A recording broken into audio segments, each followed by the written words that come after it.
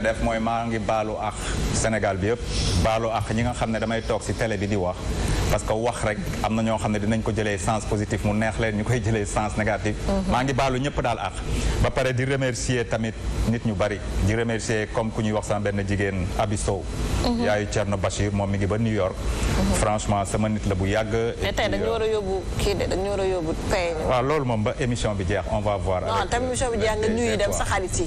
ba pare ñoom no stress xaw ma zéro stress. waaw ñooñu moom ma famille DJ Eric Barbosa DJ Eric bi bu no stress avec toute sa famille ñoom Astou Badji ñoom Marie Ndaw Miliom Dior Gomis Albert Jean-Pierre Mendy ça c'est la famille de Zéro Stress franchement c'est des amis Eric on a grandi ensemble on a tout fait ensemble et franchement daf ñuy tenir compagnie ci week-end bi ma koy nuyu on voit ses lives sur Facebook exactement live yu neex lay def Eric bi di nuyu famille bi foofu yëpp di nuyu tamit sama waa beneen famille kër Tamsir Soxna ku si mel ni sa femme Poupette la joviale ñoom Kempes Ousmane Diallo Lente ak sama boy Sogi franchement ñoom tamit vendredi lañ ko fa commencé samedi nag ñu teeralee ko kër Nafi Babacar Ndoye ma leen di remercier Mémé avec son mari Torres di remercier tamit ku ñuy wax Diop ma Diop lunette mooy ki ñu ma Diop il est très gentil. en plus lunette yu nice sama may. non dafa yëg anniversaire bi rek yónni nit ne ko Benoît joxmal fexe ne ba xam kër ga indil ma franchement cadeau bu graaw lunette yu graaw sax ndeysaan ma koy remercier ma Diop. di remercier ñëpp daal di remercier Sénégal bi yëpp et puis di remercier tamit sama ñaari doom yi tuuti ak maman Fifi ñi si internaute bi ñoom Adja ñoom Alioune Badara Bey ñoom Sophie Konaté ñooñu ay nit lañu ñoom Sona Sambou je vous dis déwénati baal leen ma ak et puis di ñaan yàlla yal na yàlla def jàmm Sénégal di ñaan yàlla tamit yàlla bi dara teewul li dal tegu ci kaw palestiniens yi yan na ko yàlla teg bi mu gën a gaaw metti na ñun ñëpp ñu ngi koy mettilu et le monde entier doit se lever li xew Israël ak Palestine yan na fi jóge quoi Safia bonsoir Sophie bonsoir Pros la star de la planète ñëwagul Père Mbaye Ngoné Messi et puis di remercier tamit Luis Suarez benn jour Atlético les connaisseurs sauront fi may waxee di nuyu waa un liberté kontaan nañu bu baax di la baalu ak aussi di la déwénati Sophie bonsoir comment vas-tu ça va alhamdulilah maa yaa ngi ci jàmm ah maa ngi sant bu baax t'es pas fatiguée comme moi si je suis très fatiguée mais contente xam dañuy wax dafa am coono yoo xam ne coono bànneex la parfaitement ndax cette année on a habillé plusieurs enfants talibés macha allah ñëpp kontaan ci di ko saluer ñu génn ci seen quotidien rafet loolu jour julli kon loolu moom bu la tegee coono da nga koy sante yàlla rek ils étaient tellement beaux waaw loolu la gars yi wax nag mais donc maa ngi profité di leen nuyu di baalu ak sénégalais yëpp parce que wax ci télé tamit yombul képp koo xam ne yaa ngi suivre gis-gis rek ñu ngi lay baalu ak nit ñu tooñ nit ñu tooñul te di leen baal ak voilà di souhaiter un joyeux anniversaire à oncle Ben da ngaa baax donc yàlla na la yàlla fay sa xol amiin guddal say fan bàyyi la fi nag surtout pour que nga mën a défendre cette gente que Dieu a déjà élevée ci rang yi gën a kawe bonsoir à tout le monde merci bonsoir à toi kontaan nañu bu baax a baax LG Louise Diandi elle est en train de nous regarder ma chérie je t'envoie plein de bisous mais nam naa la quand même ça fait mine de rien une semaine que je t'ai pas vu danga may manqué nam naa la torop sama waa ji ah doo souhaiter benn joyeux anniversaire ay xas rek la may tagal ah yow xas benn yan day dagan ay ci kontaan nañu bonsoir Dieye Massamba sa vert blanc rafet na nag t'es trop bien habillé merci beaucoup comme d'habitude merci beaucoup na di wax toujours rek yoot nii lan la comme ni ma koy faral di waxee di ko defee alhamdulilahi rabil alamin allahumma salli ala sayyidina muhammadin wa sallim santaat yàlla bu baax julliwaat ci yonentam alayhi salaatu wasalaam di baalu d'abord yéen ñi nga xam ne ñoo bokk plateau bi ah c'est vrai que léeg-léeg gis-gis yi wuute mais ci biir wuute bi du ñàkk ay rëq-rëq ak ay écart yoo xam ne nii ñu ngi ciy jéggalu di leen baal àq di leen baalu àq di ñaan yàlla mu boole ñu baal di ci baalu àq aussi Sénégal gi yëpp plus particulièrement ñi nga xam ñi ngi seetaan internet yi ak téléspectateurs yi nga xam ne du toujours lu ñuy wax rek moo leen neex léeg-léeg nga wax mu am ku mu heurté léeg-léeg nga wax mu am ku mu dérangé parce que effectivement nous sommes comme le commun des mortels dañuy wax di juum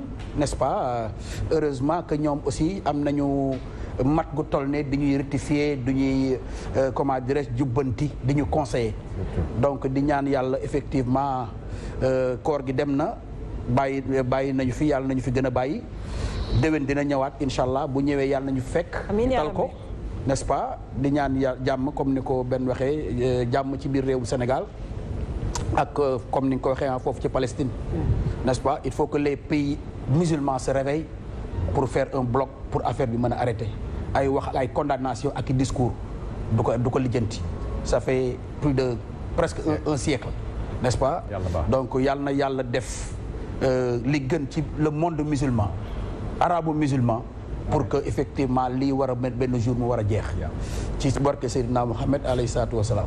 jërëjëf kontaan nañu bu baax a baax Prosper Dieye bonsoir Père Mbaye Ngoné Fall. yëpp benn moon naa la di la wax joyeux anniversaire di la wax it baal ma àq guddal fan bu baax a baax a baax dund lu yàgg di nuyu tamit sama doom am na léegi ay numéro yu ma woo léegi Europe yu ma woo léegi ñoom Absolo madame Fall Absolo mi ngi France mais nee na gune yi doon toog ba si yàgg daal di daw ñëw ne ko yaay ñëwal xool suufi ak xale yi nee na mu gis la ci biir xale yi nee na yaramam day daw dootu mën a lekk ak ñeneen ñoo xam ne ñu ngi ma lay laaj am pagaay ñi ngi fi ñoo xam ne wax dëgg yàlla d'accord na ci li ngay def di la ci ñaanal gudd fan ak wér-gi-yaram bu baax a baax maa ngi lay ñaanal baax waaw di la ñaanal ci barke borom Touba sunu borom tingoom la ba ñëpp seen la kuy def social ci réew mi te nga tolloog moom nga dem ba tiim ko ci kaw ci barke borom Touba te yàlla dina ko def ci barke sëñ Touba Cheikh Ahmadou Khadim di la ñaanal borom kër boo xam ne dina mën a comprendre mën a tolérer ngay dugg ci avion yi di dem ak a ñëw mu bàyyi la rek dégg nga si sa sago te xam ne loolu la yàlla xiir ndax ku la bëgg faaw tamit mu fekk ci la tille la yàlla xiir lu dul ak ndëngte ku la bëgg ku nekk loo nekk lu nekk mën na la cee fekk si ba mu des ak ndëngte moom bu ko kenn nangu ku ko nangu rek ànduma ak yow nanguma ak yow ba pros ñëpp a ngi lay nuyu ndax xam nga fan yëpp maa nga tëngee sëñ Habib Sakho c'est le prototype de El Hadji Ibrahima Sakho sur terre. Il est l'actuel prototype de El Hadji Ibou Sakho sur terre. maa ngi koy nuyu di nuyu soxnaam yaa daba mais ba ma demee ñëpp doon laajte am na ku ma lax léegi ne la moo nekkoon seen président ASC. te nekk Sénélec. Jibi Sall. moom it mi ngi lay nuyu moo ma indaale ci yoonu ndeysaan Jibi Sall baax trop. waaw wax ci yow wax ju rafet waa Tëngéej gépp ñu ngi lay nuyu bu baax a baax sëñ Habib mii mi ngi lay nuyu sëñ Xaasim Sakho moom it mi ngi lay nuyu waaw ñoom yaay daba waaw ñu naan ko soxna Roqee moom mooy soxna sëñ Habib ku baax a baax ñu ngi lay nuyu bu baax kii ñu ko wax kii bu Souleymane Ndoye foofu la dëkk waaw ak Paate Ndiaye ñoom laa fa dajale Paate Ndiaye moo nekkoon port ñoom it ñu ngi lay nuyu bu baax a baax waa kër Baye Daouda Ndiaye yi foofu waa jumaa ja moom defe naa ñu ngi ko denc ca jumaa ja waaw mu bokk ci muqaddami maam Seydi Hadj Malick Sy waaw ndekete moom mooy waajuru soxna si waaw soxna Ndey Fatou mi nga xam ne moom mooy waajuru ñoom Pape Ilimane Sakho Nafi Sakho waaw ak Pape Ilimane ba Pape Ilimane moo nekkoon Maroc moom la fa sëriñ si daan fekki moom la fa tamit intellectuel yi nga xam ne daan nañ jóge fii di dem Maroc di ko fekk si Maroc mu bokk ak le roi Hassan II benn koñ taxaloo moom benn kër ni ko fay gana si di ko fekk moom Pape Ilimane moo nekk fii Mermoz keroog bi ma jaalijee daje naa ak moom muy rafetlu émission bi waaw day suivre nag c'est un intellectuel waaye am naa ci benn xarit boo xam ne certes il passe inaperçu muy sëñ Adi Niass sëñ Adi Niass sëñ Adi Niass bu Wolof et pourtant pour nit ne la gis naa ko nii ci mbedd nii gis naa ko nii muy eere ak a jafe sëñ Adi Niass waaye dégg naa daf maa bëgg ba nga xam ne sunu dajaloo di waxtaan nee nañu nit dina waxtaan ci àdduna sunu borom bindal ko aw yiw nit waxtaan ci diine sunu borom bindal ko ab safaan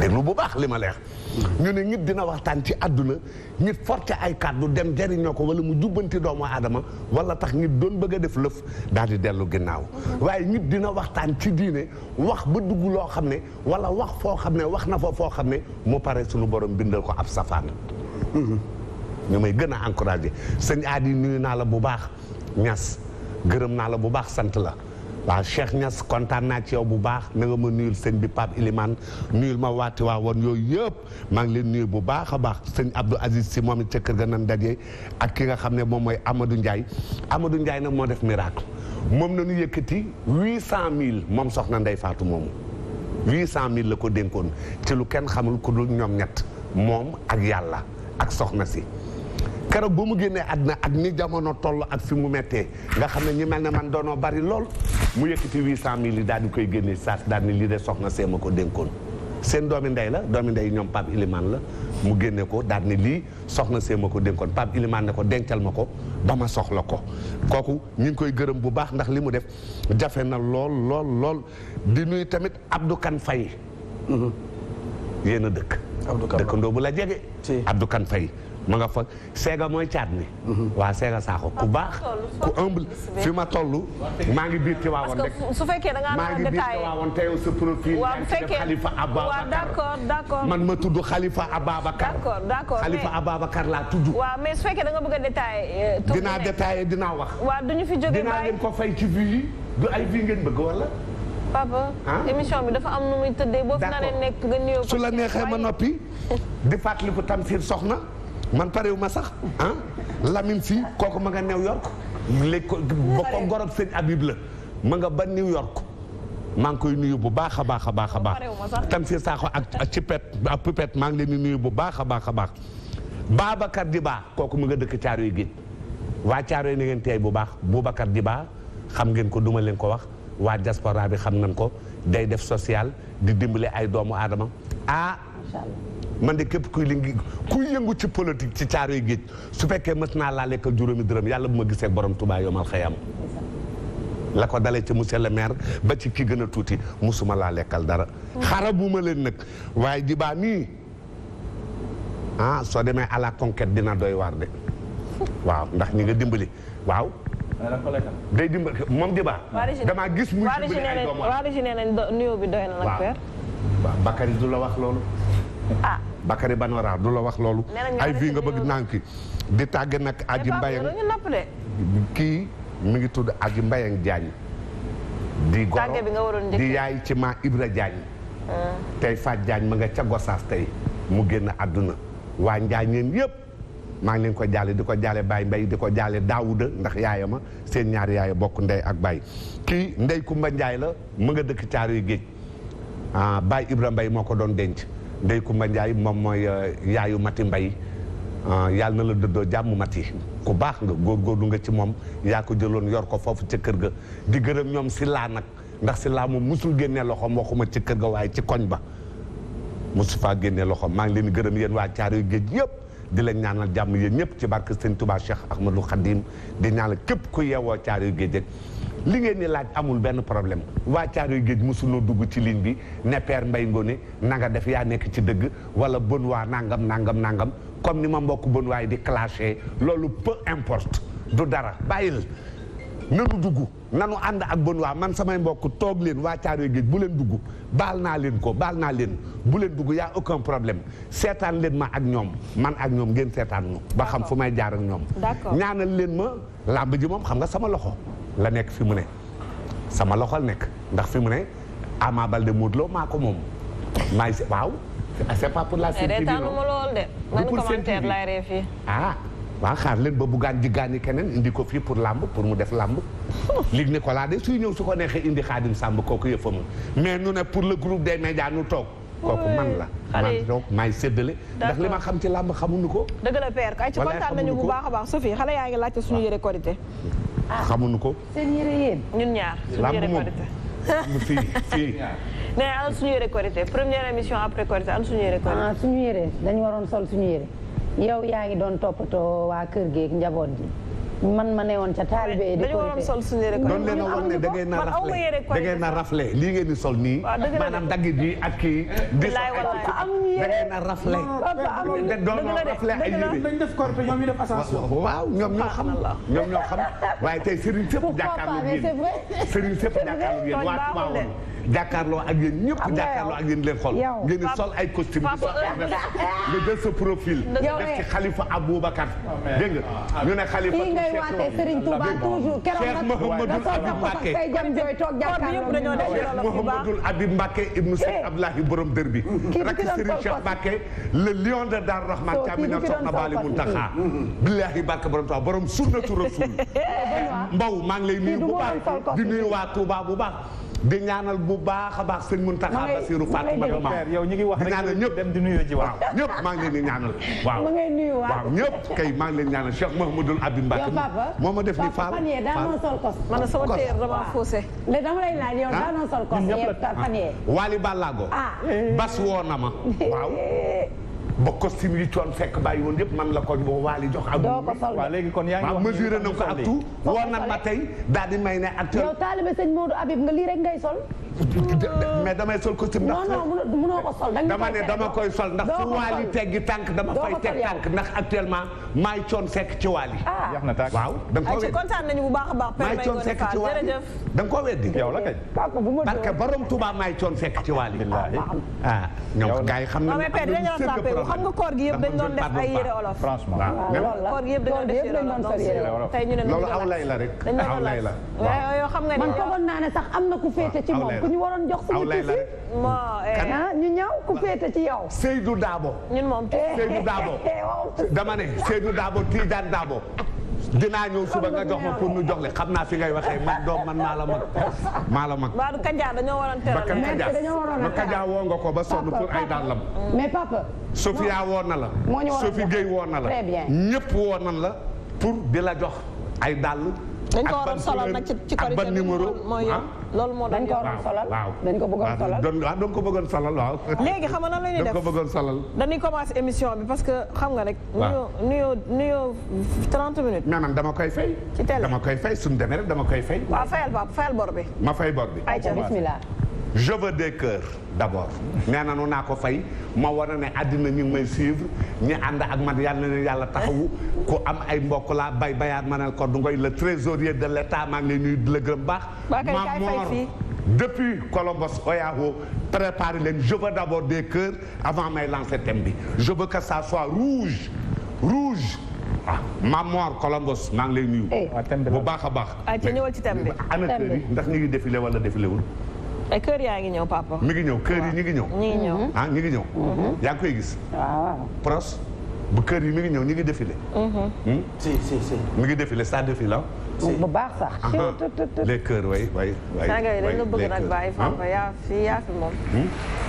oh waaw.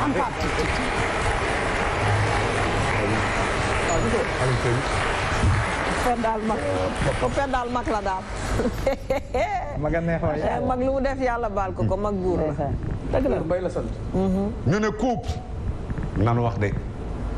fa ma jóge woon yéen a ma ko laajaat ndax li may waxtaane ci yéen laa koy jëlee di leen ko delloo couple nanu wax couple moo xam ñuy dencante moo xam muy néegub sëy waaye daal couple ñaar yooyu dencante waaw ñu ne drague de tous les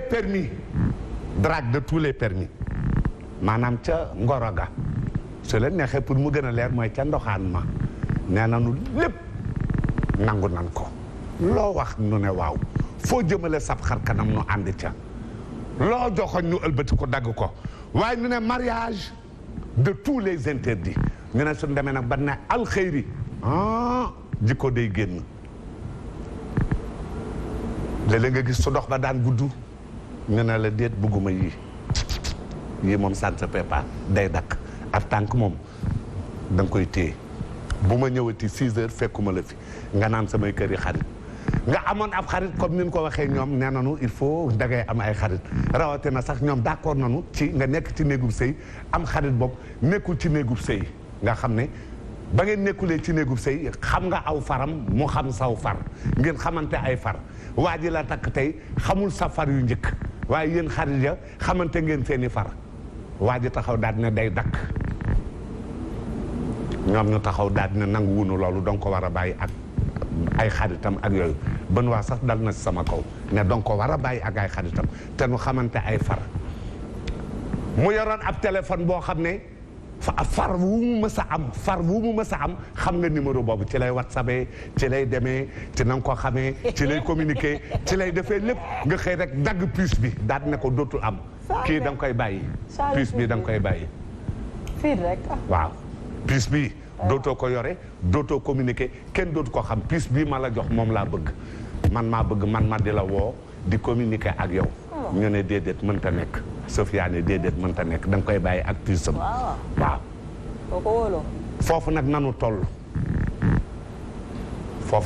ci jamono ji waaw wax nga dëgg de jaata dégg ngeen mu ne soo ko wóoloo waaye nag ñi ma gis ñu nax leen ñëpp ku ci nekk su dóoree boppam rek dafa naan musuma koo foog ci àdduna am déet Sophie ma ne ñu ma gis ñu ba xamoo ci dara kii je sais pas Bakary Banora génneel Sofia Diatta woon ko àdduna nga xool ni mu def génneel Sofia dafa dama ko wax ma waaw voilà waaw léegi kii loolu amul ah ñi sax xam na ne naa fekk nga barka borom Touba Mbacké ñii jàkkaarloog Sofia xam na ne Sofia c'est un couteau à double tranchant day waas jën di dagg yàpp yow xamuloo ci dara xamu ci dara. tu vas pas me faire dire des choses. d'accord waaw baax na waaw lii la thème baa ngi nii lii nanu wax. moom nanu wax nee nan su fekkente ne ab sëy amul lu nekk mën nan la koo nangul waaye suñu demee ba alxeyri jib wax na dëgg su ko neexee waaw su ko neexee sama soxna dootul xaritoo dootul dox waxtu sàngam day téye ab tànkam diw bëggatuma nga ànd ak moom looy dem foo jëm liggéey bi su dee da nga daan liggéey bay guddee waxtu wala neex ñu taxaw daal di lay ne mënatuma nangu de liggéey bi moom di guddee nii loolu moom mënatuma koo nangu su fekkee da nga daan jóg di dem tànk bi gudd lool nu ne la da nga koy freiner par force da nga koy freiner par force nag da nga ciy imposer da ngay taxaw ne ko nangam moom mooy am par force su ko bëggee baax na su ko bëggul fi nga taxaw nga dëgg fa ginnaaw mi ngi lekk di naan di ndékki nga mënal ko lépp dara manqué wu ko am na loolu su la neexee te muy farata wala wóoluwoo su la neexee mu dagg ko su ko mënee mu toog su fekkee mënu ko ku nekk ñaanal moroomam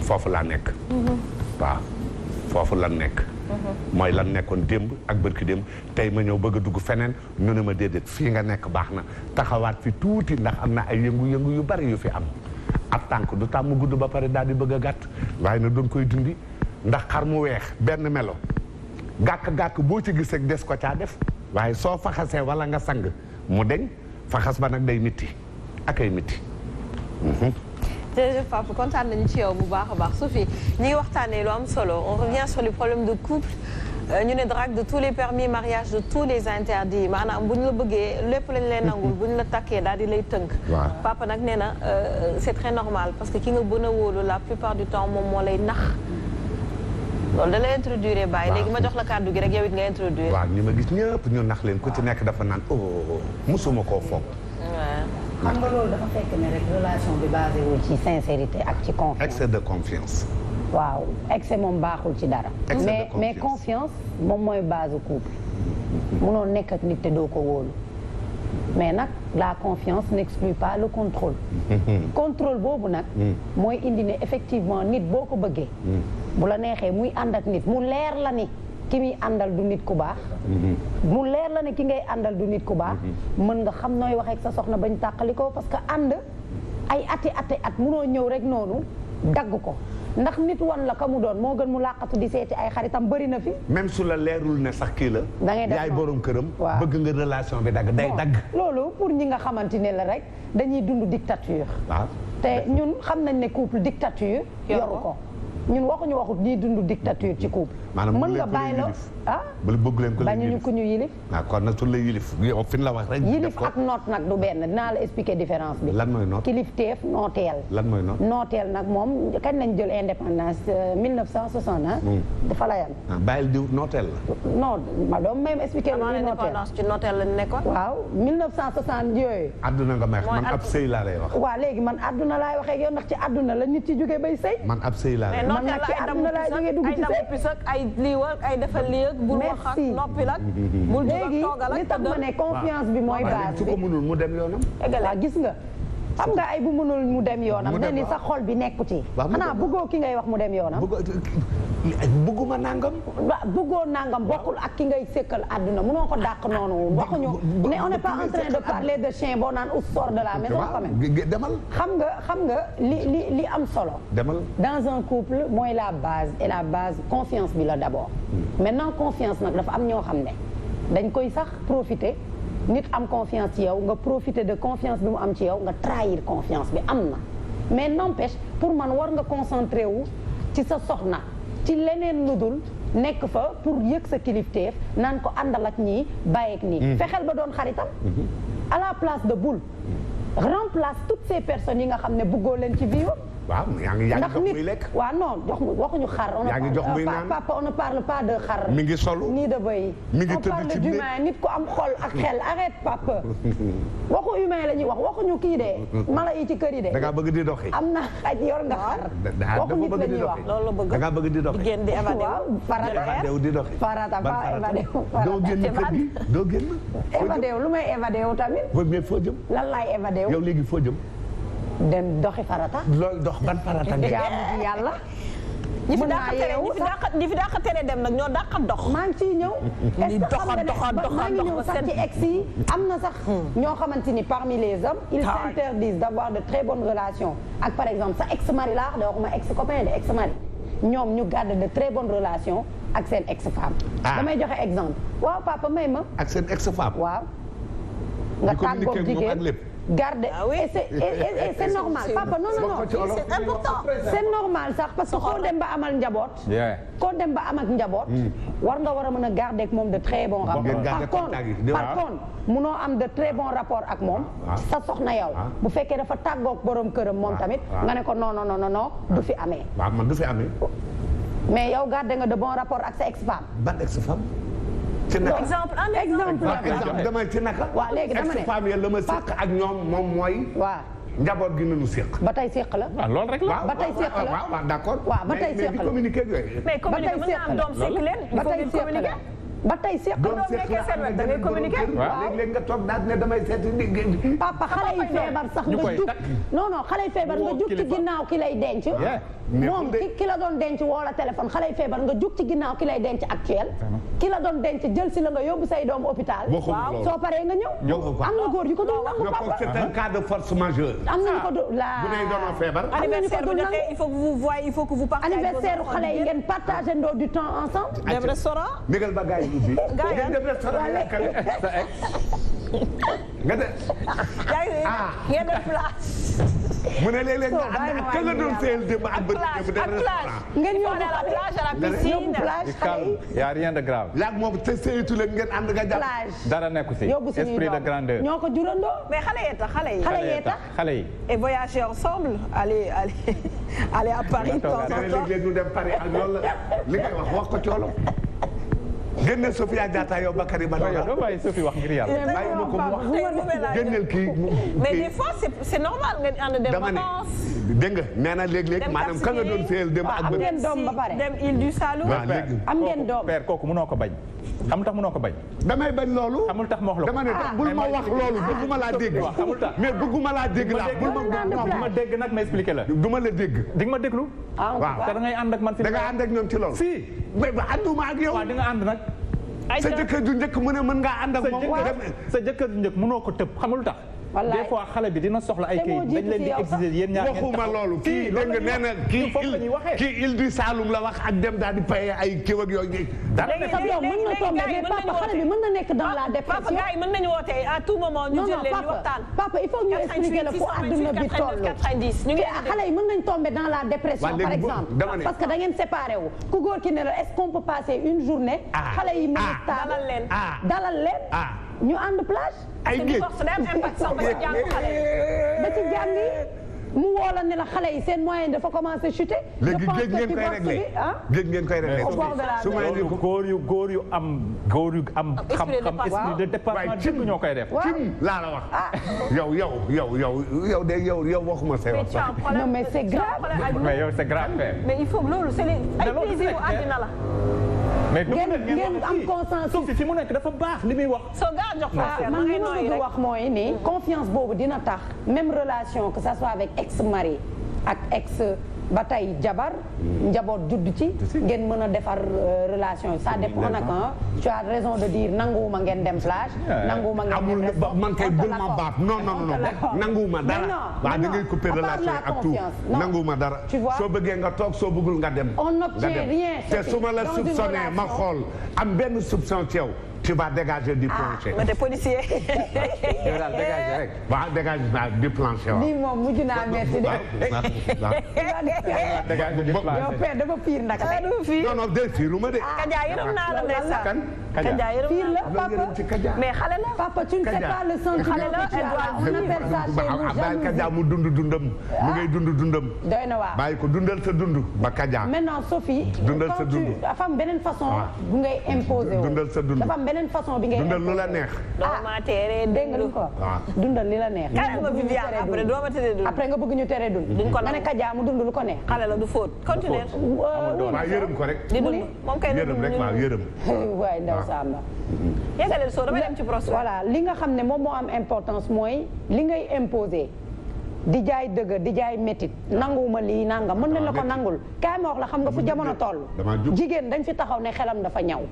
ci booy taxaw di jaay Rambo mën na la nangul li nga bëgg yëpp nga wan ko ginnaaw mu def la ko soob ndax nit waaw mu mooy ndax nit ak yàlla moo gën a jege gaa yaa ngi may laaj am na ko fa toog xam naa daa tardé xam naa daa nelaw ba nit ak yàlla te région la jógee dañoo bëri problème ñii dañu mel ni ñun ñooy kii laajte nañu moom région la jógee il va arriver xam naa dafa tardé problème ñoom moom émission wax nañ dëgg waaw ñi ngi ñëw suñu xoolee gis benn place mi ngi ñëw mi ngi ci yoon bi dafa tardé kii dama réclamer ce que vous voulez waaw donc nit vous les téléspectateurs relation dañ koy cultiver ngay dund ak nit la nga doon bañ démb fais en sorte que nga koy bañ tey tamit c'est-à-dire góor bi lay tere génn ci génn bi sax dalay wax ne bëgguma lii ak lii mais pour man ci génn ngay préparer lu nekk tu n'as pas besoin mbir mi du napp jën ba nga am ko rek nga lekk ko après jeex na mbir mi dund la ak sincérité booy wan nit c'est-à-dire y a des choses que tu n'acceptes pas ci relation bi nga koy wax nit ki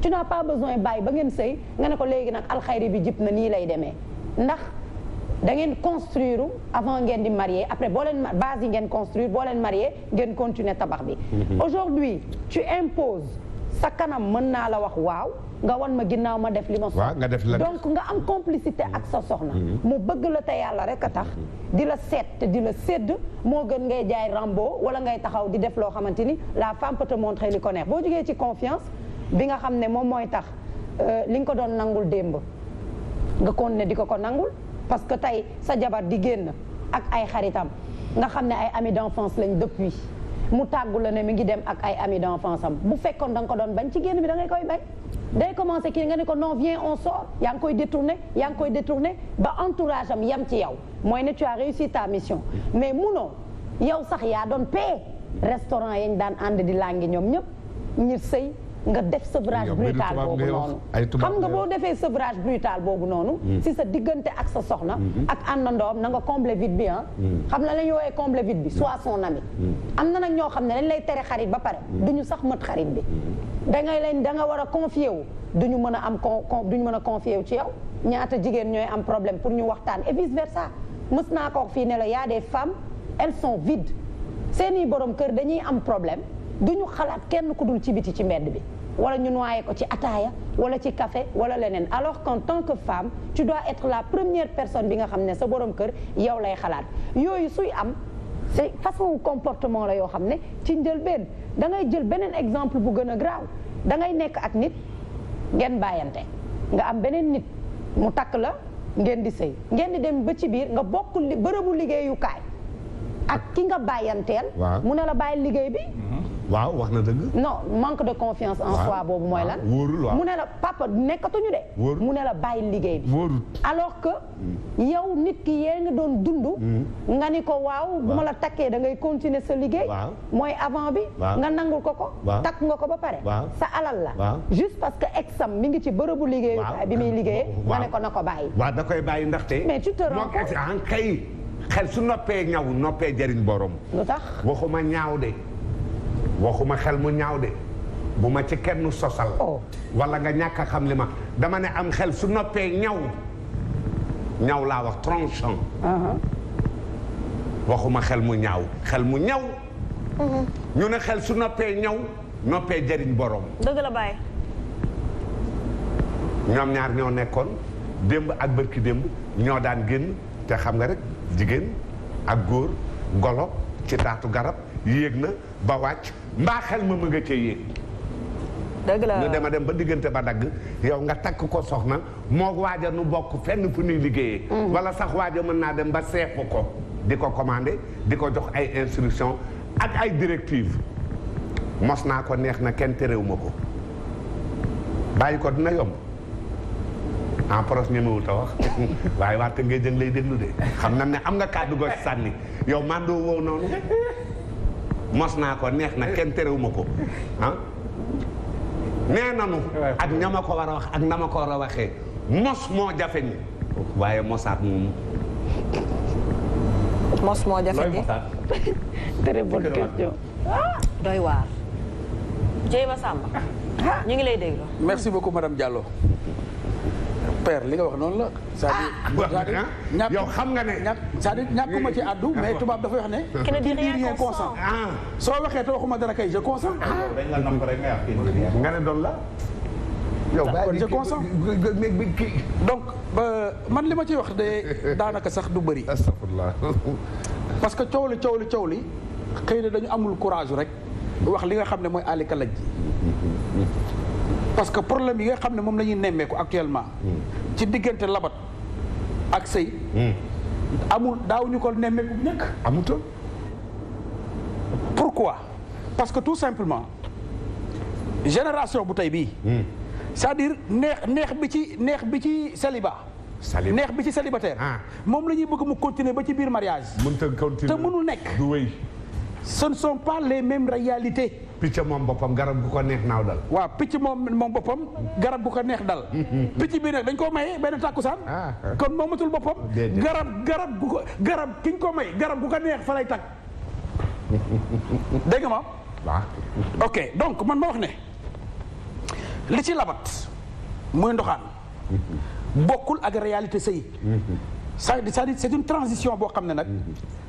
Ça devient de plus en plus difficile à gérer si génération wu tey yii parce que comme ni ma ko expliqué sànq liberté bi nekk ci ak ndoxaan yegg si wul ci sëy pour la bonne et simple raison yow mi nga xam ne sax yaay ko góor ki damay faral souvent di ko wax dafa am foo xam ne sax bu fa sa autorité naree yegg ñu xamal ñu fàttali la ndax église la wala jàkk la wala sa tàngal la wala sa guro la ca labat ga histoire de te faire comprendre effectivement que alxayri jibagu fi ba ngay am benn autorité bi ci man kon kay yow yaa ngi koy nangul yow yaa ngi koy promettre yow implicitement que ne bu alxayri jubee ma jëp sax ma nekk si sa waaw su boobaa nag bu ci nekkee da nga koy assumer parce que comme ni ma wax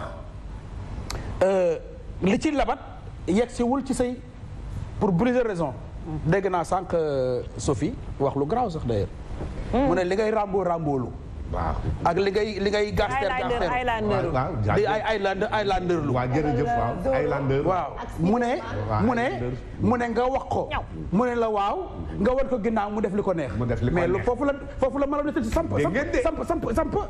samp mu ne waaw nga won ko ginnaaw mu def la xam nga dama lay wax benn affaire père moo ko wax bu ko defal comprendre leen yow jigéen ñi rek merci heureusement que tu es là yow jigéen ñi rek père niveau bi la xarum tàppaange yaa ngi dégg xarum tàppaange lan moo pourtant xar mu góor la woon waaw lan moo tax ñu koy jaawale xar yu jigéen yi on sait pas on n'est pas des éleveurs ñàkk baat loolu tax ñu koy jaawale xar yu jigéen yi waaw ñàkk baat mooy tàppaange waaw mooy tàppaange xar mu góor la woon waaw dafa am fu mu jaar pour ñu koy jaawale xar yu jigéen yi bon waa soo demee ba sa kër nga rey fa ginaar ba nu togg ko baat ba dagg ko nga jox ko sa soxna pour ma yaakaaroon ne kër ginaar du fa dee baat ba góor a koy moom man de baatu ginaar sax dama ko bëggul yan nag moo ko lekk pourtant boo ko bari nee nii rek daal di koy lakk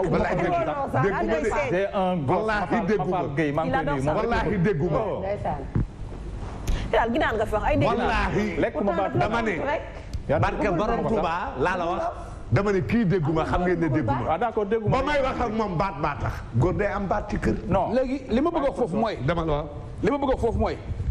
c'est-à-dire góor dafa am nu ko yàlla bindee. loo xam ne c'est plus fort même que moom. day kontaan boo jógee di c'est scientifique. ça m'énerve moi. yaa ngi dégg. c'est scientifiquement démontré. góor dafa am benn góor dafa war a tàng. si. góor dafa war a tàng. góor warul la preuve. la violence la kii di def nii. non déedéet. moi je ne parle pas de góor boo xam ne lu ñëw fëkk ko. mais luy tàng alors. moi voilà dama ne yow dem borom kër nga bëgg borom kër dama bëgg ba kanam. Père bàyyi na Prospère mu wax. exactement. jigéen violence du ci góor rek am na ci góor am na ci jigéen am na ci yëpp. mais dama ne góor dafa am nu ko yàlla moo ñaale. un homme doit être caractériel. wallahi. loolu mooy wutale mooy li ma wax sànq. xar mi nekkoon góor ba ci yàgg ñu tàpp ko ñu koy jaawale xar yu jigéen yi. ah ñàkk baat. caractère am lañ dindi ci moom. une femme warul am caractère. j'ai pas dit ça. boo jotee baat nga wax ko yow. une femme warul am caractère ci kanamu borom këram. j'ai pas dit ça. warul am caractère ci kanamu mais dama borom këram. ne un homme doit être caractériel. waaw une femme cela ne veut pas dire que jigéen warul am caractère. waxuma loolu. man maa ko wax jigéen warul am caractère. ci kanamu borom këram. vas-y Pros. araam na ci. sa borom kër ne salaamaaleykum fekk nga fas sa kanam te fi ci woo ko gisul sa bëñ ba ñemewut a wax ak yow. ma ñëw père une dame warul am caractère. ma ñëw ma wax rek ne donc loolu du ramboolu du zoroolu. du tarzanlu. nee na rambo la. c'est un comportement normal d'un homme.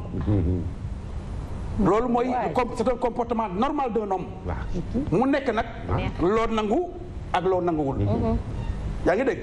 góor bu demee ba bu waxee ñu naan góor la wala jigéen. war nañ ko xoolaat. man kay d'accord naa soo bëggee. nga dem donc ma wax ne. gis nga moment wu labat bi. dige bi fépp lay doon. dige bi xëy na sax am na yoo xam ne mën naa ñàkk. mais li ci am solo rek mooy pour man le plus important mooy la transition. dafa am yoo xam ne bu ko ay nit séqee dafa jarul xaar sax ñu la koy rappeler. ndax yow nit mënul ñëw di la labat yow. nga mën a génn.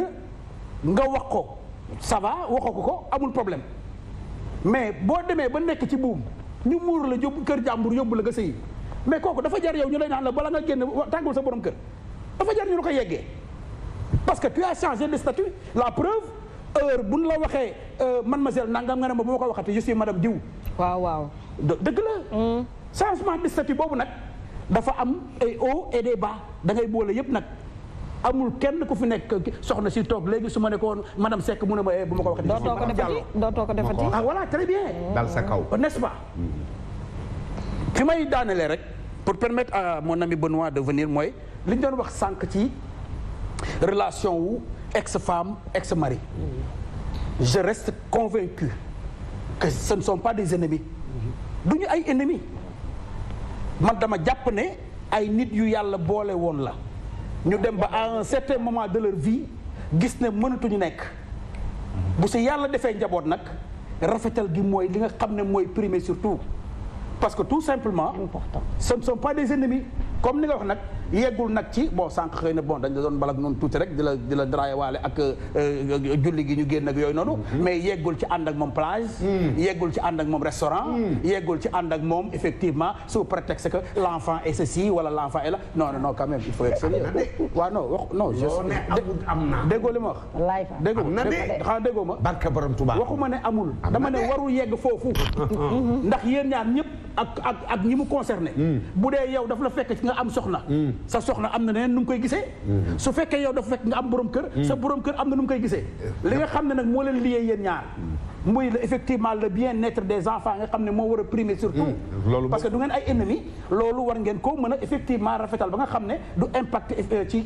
xale yi loolu lu nekk la mais encore une fois je reste convaincu que transition bi am ci diggante doxaan ak sëy am na écart le fossé est tellement grand que effectivement buñ ko mënul différencier ci sunu jamono yi li muy indi rek mooy comme li may faral di wax li nga xam ne couple bu nekk war na ko éviter mooy faire en sorte qu'un couple soit dans une situation conflictuelle permanente souvent fa muy mujje du baax malheureusement.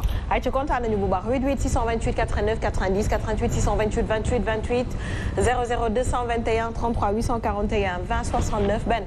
waaw ñu bàyyi la yow itam nga introduire. waaw franchement wax bi rafet na mais Sophie fi muy waxee ne góor ramboog affaire yooyu dafa bëgg a wax confiance bi góor war a jox jigéen parce que jigéen mun nga ko jox rambo fiire ko bu bëggoon def dara daf koy def sa ginnaaw wala dem defi ko foofu lay waxee. la confiance ne pas le contrôle. bàyyi ma rek ma wax foofu la Sophie di waxee donc moo tax ma ne peut-être xamu leen fan lay waxee muy benn ñépp xam nañ ne labat ak sëy dafa mel ni nga teg ñaari pont bu benn on est parfaitement d'accord mais di nga gis ñoo xam ne dañuy labatante ba ñuy bokk secondaire di màgg ba sëy ñu sëy continuer ku góor ki ak ku jigéen ki xamante nañu à tel point que bu kii waxee wala kii wax xam nañu comment ça va se passer parce que relation bi day jàll parce que ñoom ñaar seen communication yàgg na muy loo xam ne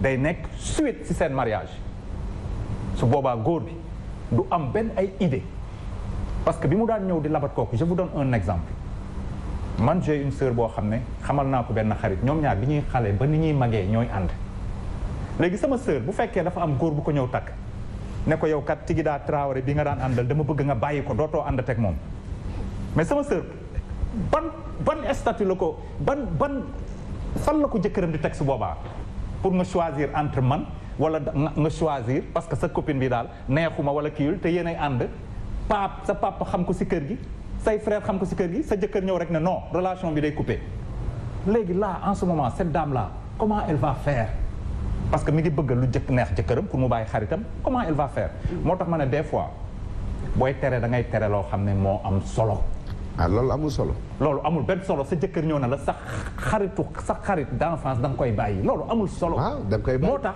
booy tere nit ki tere ko loo xam ne am na sens tere ko loo xam ne yow da nga ko tere parce que xam nga pour lan pour protéger ko pour son bien-être moom dina koy protéger ndax kii protéger wu ko parce que mënul ñëw tere ko koo xam ne dañ doon ànd ñoom ñaar bi ñuy xale ba kër gi ñëpp xam ko mais sëyul ki sëyul te xamal ko lépp bu sëyul te xamal ko lépp bu sëyul déglul sëyul respecté leen jigéen bu sëyul waaw dama ne sëyul jigéen bu baax waaw sëyul mu sëy waaw ñàkk sëy du tax mu nekk jigéen bu bon arrêtez ces choses parce que ku sëy ak ku sëy mënunoo xaritoo xam nga lan laa bëgg ngeen bàyyi Sénégal ay ku sëy ak ku sëy mënunoo xaritoo may ma yeggali yow léegi père quoi bàyyi ma wax nag ngir yàlla bu ku sëy ak bàyyi leen di qualifier jigéen bi nga xam ne sëy ne kenn qualifié kenn si parce que yéen a ngi ne jigéen bu sëyul ak ku sëy mënuñu ànd mënunoo ànd c'est archi faux ànduma si parce que xamul tax ma wax loolu c'est faux une femme boo xam ne papam yar na ko waaw ndeyam yar ko mu am caractère am boo xam ne moom étant célibat ki sëy du ko gënal lu baax kooku yéen ñaar may ma posé ko benn question bu la neex papa Fall damay ko bàyyi mu déroulé nañ ko bàyyi mu déroulé s'il te plaît Sophie nañ ko bàyyi mu pare après nga laaj ko problème mooy yàlla deful dara lu bon ñaar yooyu ku la ci gënal loo ko xamal mooy yow ma jox la exemple naan loo ko xamal dama ne loo ko xamal kooku yow yaa ko mën a yow yaa ko mën a laal yow yaa ko mën a laal continue li may wax foofu man doom ji ma jur sax li may wax foofu mooy doom ji ma jur bu fekkee da ngay def différence entre jigéen bi sëyul ak jigéen bi sëy là on se trompe statut bi xam nga fan la xam nga statut bi fan la mooy peut-être am na fréquentation boo xam ne yenn heure ak yenn affaires yi ñoo xam ne ñoom ñu ngi ko doon nekk di ànd kooku mënatul ne on est parfaitement d'accord mais statut bi ki nga xam ne sëyul jigéen bu nu ànd parce que am na lu muy sàmm am na lu muy visé pour ëllëg ku ko takk ñu xam ne kat kii takk nga jigéen bu baax d'accord mais mënu noo xaritoo l'autre fait duñu xaritoo ay sama jabar man maa ñëw takk ko mais qu'est-ce que j'ai à fouetter si passé fouetter passé kooku si parce que ne nga da ngay dagg puissam dangay damm puissam bi nga xam ne su ma neexee su ma la xoolee ngay communiquer à tort et à travers ma nangu ko. gis naa ko. communiquer à tort et à travers dama ne li ma la maa ko wax tey. xam nga dama ne. si je trouve que ne toujours à tort et à travers tu es en communication su ma neexee ma dagg ko am Sofia. damm puce bi changé ko ba pare xoolal dem ci beneen opérateur bul jël bi mu jëloon de. waaw. ay ca continuer benn. yow daal lépp ngay dam. y' a pas de fait yow nekkul ci man. li ma neex laay def. da ngay damm baat yow daal lépp ngay dam. man kiw ma dara. musul damm baat loxo rek la wax musuma damm nga ne lan laa ko. waaw léegi man takk naa jigéen. ngir yàlla. encore une fois. balaa may takk jigéen. est-ce que. amul ay jigéen. xamoo ko ba nga xam ne doo ko takk. jigéen boo demee ba takk ko rek boo demee ba ne kii. waxuma ay nekkuma si doxaane nga dem ba ne kii wóolu naa ko dama koy takk ngir yàlla war a sóoli balaa nga koy takk bu la leeree ne yaa ngi am ay doute mais bul dugg si kooku. mi ngi may jigéen ñi mais bul dugg si non li may wax dafa am. mi ngi may jigéen ñi doole dama yeewu pour takk nit te mu leer ma ne am naa benn toq doute du ma si duggagum mais su ma demee ba takk la je te donne entièrement confiance bay gis loo xam ne man. xaw ma ko woon def moo ko. su boobaa laay jël sama décision ne la xam nga lan la. demal ma dem ñu ñaanalante.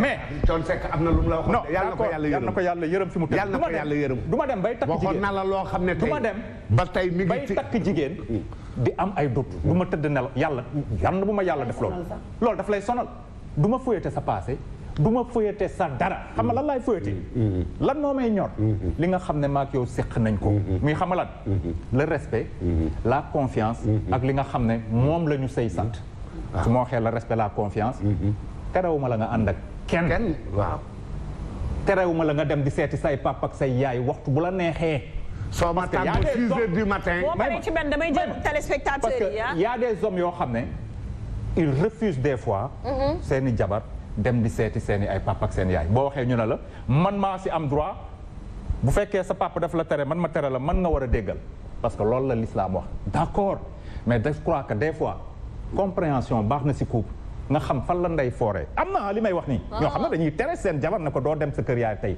fii ngay toog loolu amul de benn d'accord jërëjëf ok ok merci léegi nit du la jural jabar nga koy tere seeti papa ak yaayam bu la neexee nga ne amul bu la neexee nga ne amul jërëjëf je suis désolé waaw d'accord mais man xam naa li may wax loolu amul de j'en ai xëy na États-Unis la am léegi bu fekkee amul de bu fekkee da nga nekk yow un homme du góor bu tàng Sophie ay góor da nga war a caractériel rek la jigéen di respecté la njaboot bi di respecté xam nga ban góor la ñuy respecté góor bi nga xam ne dafa mot kilifa di nga gis góor yoo xam ne dañuy mel ni xaal billahi dañuy mel ne xaal waaw bu ñu duggee seen kër pastèque bu ñu duggee seen kër madame dina xam ne kilifa gi ñëw na waaw xale yi dinañ xam ne kilifa gi ñëw na toog na waxam bariwul kanamam day leer chaque jour te du tax ñu yàpp ko mais yow ñëw jël sa kanam foog ne ñu koy fuural war a ñëw ne da nga am benn caractère bu may wane quand je viens tout le monde sache que je suis l'homme qui doit venir man maay borom kër gi affaire yi loolu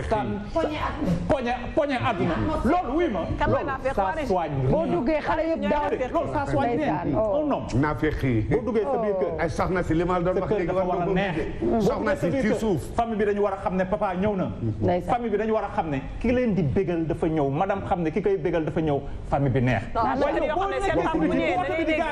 papa ñëw na mais boo nekkee si biti oto bi bu gaaree rek xale yi commencé wala madame ne si man de ñëwati na de mais loolu yal nañu si yàlla musal xam nga lan lañ bëgg doy waar góor am na noo xam ne boo ko xale yi dem génnee seen i kaye billaahi sa jabar jàng-jàngalu non dégg nga de non xale yi dem génnee seen i kaye di jàng-jàngalu te bi ci góor gi nekkee daawuñu jàng di jàng-jàngalu duñ la bàyyi ndax li ngay wax da ngay yàq doomu aadama di jàng-jàngalu ñan laa yaa lii nga wax ne su góor gi ne tël waaw ba nu dégg ne oto bi gaare na ñu daw dégg nga sa papa ngi noonu ñu daw commencé ñii di nelaw ñii di nelaw ñii di mais pourquoi ne pas apprendre les leçons à temps man waxuma lool de pourquoi ne pas apprendre les leçons à temps munoo may ñu dafa am ñu war a dugg nag ñu yeggali ma yeggali rapidement ñii suñu duggee yow xam ngay doo doy de waay non man li may wax je ne parle pas pour moi néew ma maa nekk si dëgg damay wax li nga xam ne laa xalaat ñii suñu duggee doo doy de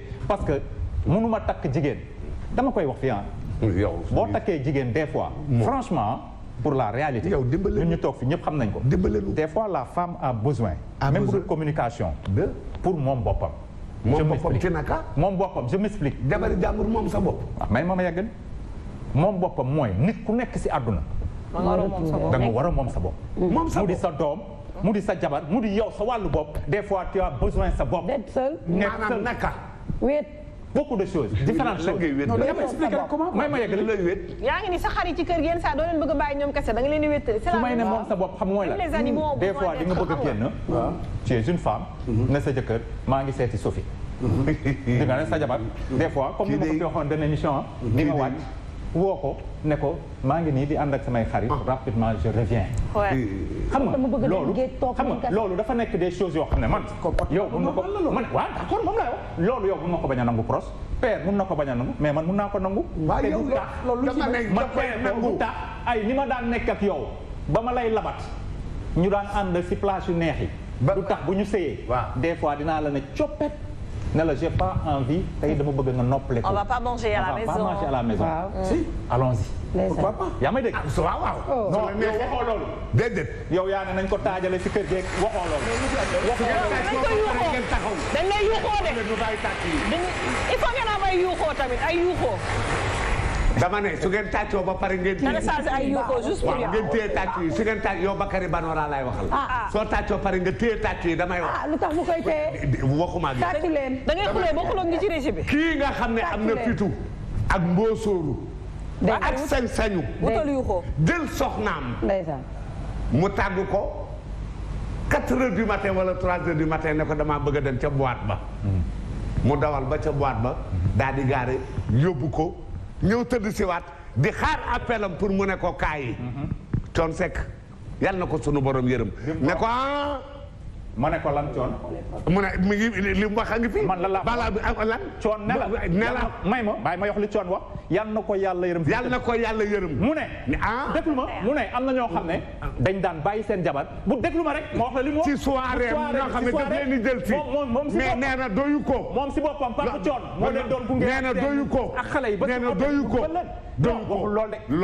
waxul loolu. Bakary Seck Bakary Banora gaawal. daf ma bi ma ko laajee question bi dafa ne ma ne. Bakary indil ma Papa Thione indi ko. léegi pour terminer. yow tey ngay xam yow. d'accord léegi pour terminer parce que Safia dafa war a jël nit ñi. indil ma ko de. non léegi pour terminer. man dama bëgg ne. am na ñoo xam ne bi ñuy labatante lu rafet la ñu seexoon ba nekk si ñu continuer ko si sëy ba mu neex parce que communication bi day jàll loo gis si àdduna communication la li su fi wax sànq dafa am importance et beaucoup d'hommes particulièrement au Sénégal bu ñu divorcé ak seen femme c'est des ennemis et ça c'est grave. C'est valable pour les femmes aussi. yaa ma dégg d'accord c'est valable pour les femmes. mais la plupart. arrête de me dire les hommes. c'est valable pour les femmes aussi. arrêtez di ngeen dee su may wax. non yow moom yaay dee yow. arrêtez. pourquoi tisser des relations. su may wax pourcentage baay tax xamul tax ñaari responsable yëpp la. non waay yow Sophie ñaari responsable yëpp la. nañu dem tribunal. nañu dem tribunal. xool ñaata góor. ñoo tas ak seen jabar. joxeetuñu pension alimentaire. non loolu c'est une question d'irresponsabilité. non loolu ça n'a rien à voir ak sa relation yaa ko diggante. bu ñu ngay joxe pour say doom la. ma ne defal nag. je suis désolé ça n'a rien à voir ça. ça n'a rien à voir. dëgg la góor yi bàyyi bu ñu divorcé ak seen i jabar. boole koog doom yëpp def ko ennemi parce que foog nañu luñ fay joxe. da ciy defaru madame mi ngi defaru ñoom pour ñoom mi ngi ut keneen. loolu bu jigéen ñi bàyyee pension xale yi mu koy dundalee beneen góor. bu ko bàyyee su ko bàyyee rek. su ko bàyyee rek. su ko bàyyee rek. waaw pourquoi pas. dama ne am na. waaw am na dafa la ki nga am seel yow. waaw père toogal bàyyi ma kii. non mais xalaat nga ne. di nga ko jox sa xaalis. mu koy dundalee ay góor. waaw wallahi soo demee Europe. il faut soo demee Europe am na ay góor. ba xalaatalee góor ñi kay xalaatal ko jigéen ñi. xam nga lan moo leen yàq fu mu nekk nii. dans la vie. bu ñuy wax nañ leen wax loo xam ne. mooy dominance bi. soo demee Europe am na ay góor yoo xam ne bëggatuloo liggéey. góor yi Sénégal fii maa ko wax. nañ ma saaga nañ ma mere. am na ñoo xam ne jaral nañ sax démission. démission ay ennemis am na ñoo xam ne jaral nañ sax démission benn. loolu la su fi doon wax ne communication boobu ku góor keek ay doomam sax daf koy coupé. soo demee Europe am na ay jigéen ñoo xam ne teg nañu góor fitna. coupé communication Europe ak ex femme am ba nga xam ne day lor. noonu la amee aussi si jëkkër. lor seen noonu la amee si jigéen ñoo xam ne bu ñu tasee ak yow dootuñu bëgg foo jaar duñ fa jaar. am na loolu mon frère. mais du ko nangu am na. du ko nangu voilà très bien. donc am na ci góor ñi am na ci jigéen ñi. ñaari comportement yëpp c'est pas l'idéal. man su may exactement je suis d'accord je suis d'accord. parce que même booy joxe pension yow mu ñu juge tranché. na nga joxe sa pension si elle est irresponsable ba koy jox góor. yow moo tali rek li war pour ñu ko jox beneen Sophie xamal la Sophie man su may wax du ma ne lu góor def rek jigéen defu ko waxuma loolu mais damay xool fi mu ëppee. ma wax pour ñu wàññi. yow da nga am institut de sondage yow. foofu la ëppee. da nga am institut de sondage. damal tribunal. dama ne ndax da nga am institut de sondage tribunal.